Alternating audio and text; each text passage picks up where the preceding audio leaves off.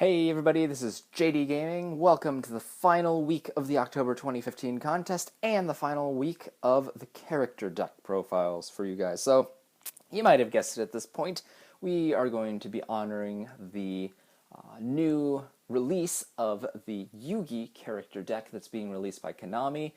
It's the English adaptation of these special gold boxes that they made for collectors' purposes in Japan the last few years, and we're finally getting things like Dark Renewal and Arcana's Dark Magician in that set. I think that's just so cool. But I thought it'd be cool to come up with my own version of the Yugi deck as well. So here is it's not a full list or anything, but just for fun, a collection of some of Yugi's most famous cards for a trip down memory lane. So sit back, relax, and enjoy the show. I am going to go through each card with its artwork here, just as a close-up, because I feel like part of what makes the game so nostalgic for me is that artwork. So we're going to hope that we trigger that as much as possible. So here we have, of course, Yugi's Dark Magician back with the original artwork. I really feel like this artwork is neglected all too much. Like, it's even harder to find nowadays than Blue Eyes White Dragon's original artwork, because it wasn't reprinted in the Yugi Duelist pack like Kaiba's was. But the ultimate wizard in terms of attack and defense won't be forgotten. We have Curse of Dragon, one of Yugi's main monsters from the Duelist Kingdom. And another card from Duelist Kingdom that's now forgotten, Summon Skull, a fiend with dark powers for confusing the enemy. Among the fiend-type monsters, this monster boasts considerable force. And back in the day with 2,500 attack at level 6, it really was something that was worth printing as an ultra rare.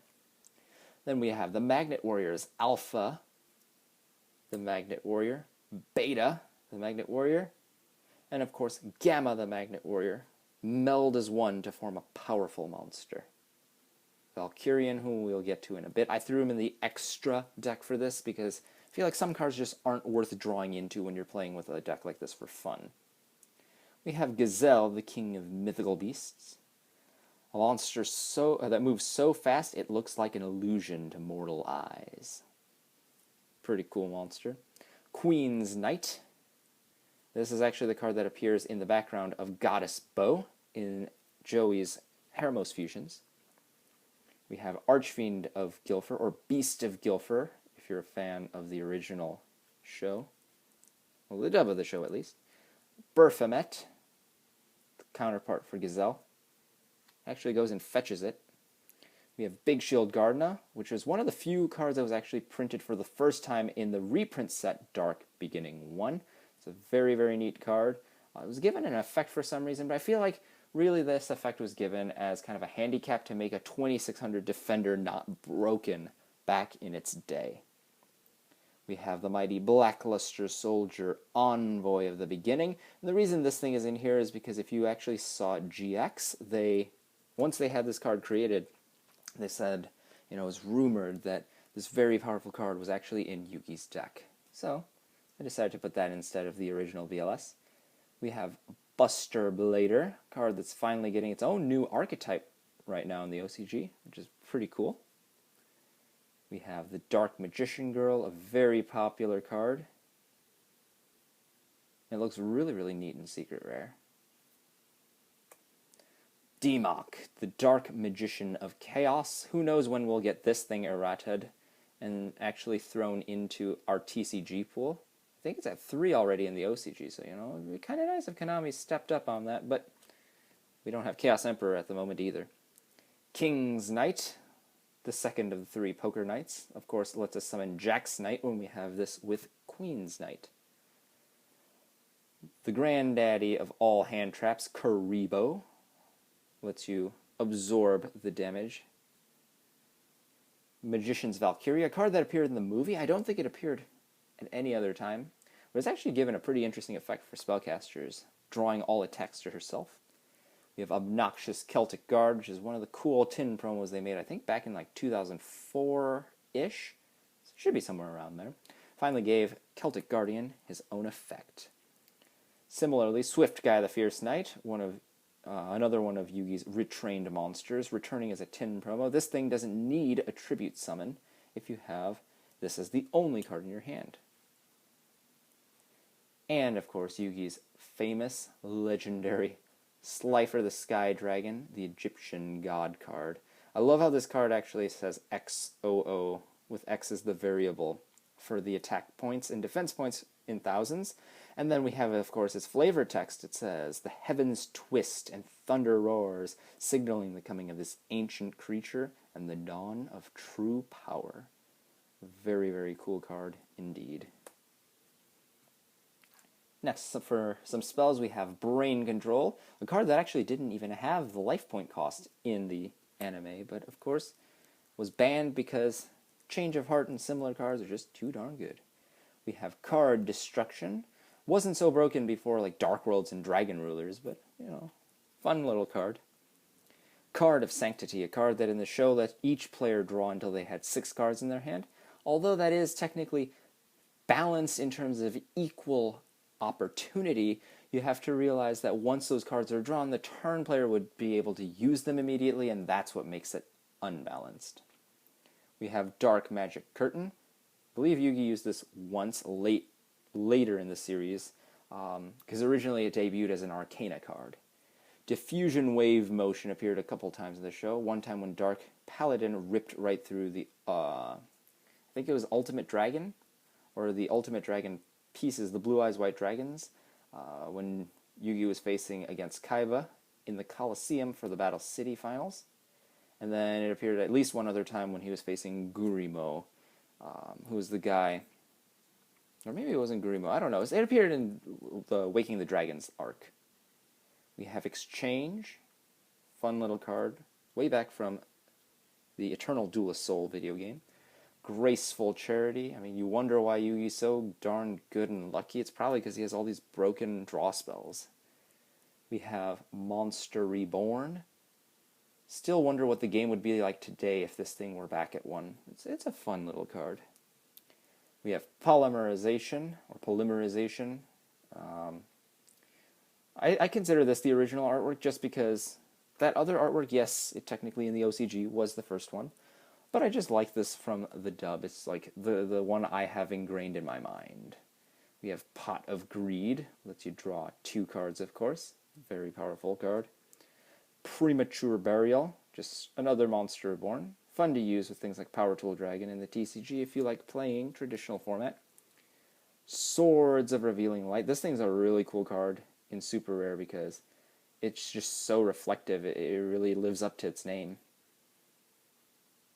I really like how this thing's worded. It's pretty interesting. The text says, "Counting from your opponent's turn, neither player can attack, or is it, your opponent's monsters cannot declare an attack for 3 turns of his or her own." And then, let's see, when this card is activated, you flip all your opponent's face-down monsters face up. Any effects they have, I'm guessing flip effects is what they meant, are activated at this time, but they remain in defense position. Fun card. We have the new Eye of Timaeus. Well, it's not really new, but still a relatively new card. This is actually a redrawn version of the card. We actually only have his head portion as opposed to the whole body, as in the show. But I think this is a very, very nice rework. We have this vibrant background. The monster actually stands out in it. Very well done. If you watch the other videos for the deck profiles, you can tell I don't really like Hermos's artwork that much. We have some traps now. Dust Tornado, because Yugi's too boss to play MST. He's too hip for that. We have Light Force Sword. Magic Cylinder, which is a very, very powerful trap card that first came out as a secret rare in Labyrinth of Nightmare. It was a very, very powerful chase card back in the day. And still kind of a fun troll card to side in, or, you know, main deck sometimes, if you feel like it. We have Magical Hats, a card that always showed 4 hats, but only used 3 cards in the TCG, so it's just like, you know, they really redesigned this one. Mirror Force, many duelists' favorite trap cards from back in the day. Back in the day, it actually did negate the attack, but they errated it to say, you know, just destroy the monsters. So interestingly, if there is some weird situation like Total Defense Shogun attacking in defense position, you can't negate that attack anymore. And then we have Spellbinding Circle. This is a card that was completely redesigned from the OCG. It used to be like a pentagram or a hexagram or something, either a 5 or 6 pointed star, But because of the religious symbol, they decided to rework it, and this thing just looks so beautiful. It's kind of like a stained glass window or something. And I really do like the fact that they used this. Then we have Gaia the Dragon Champion starting our extra deck off. This is another secret rare with some weird direction. It's going this way for the foil, but really secret rares normally go that way. So that's pretty cool. And they were called secret rares because the set number here, 125 for Legend of Blue Eyes, and the 000 for Trihorn Dragon actually weren't in the 124 card base set that was announced when Legend of Blue Eyes dropped. So it really was a secret rare. Nowadays, of course, that's not the case, but that is the origin of the secret rare name. We have Dark Sage. I'm still looking for a foil version of this, but still a cool card nonetheless. An aged version of Dark Magician, with all his wisdom allowing you to fetch a spell of your choice from the deck. Chimera the Flying Mythical Beast looks really, really cool because he's foil and his background's not, which is kind of the opposite of a lot of cards. The Mighty Valkyrian the Magna Warrior. Still not sure why this thing isn't a Magnet Warrior, but you know, very cool boss monster back from the Stairway to the Destined Duel World Championship 2002 video game.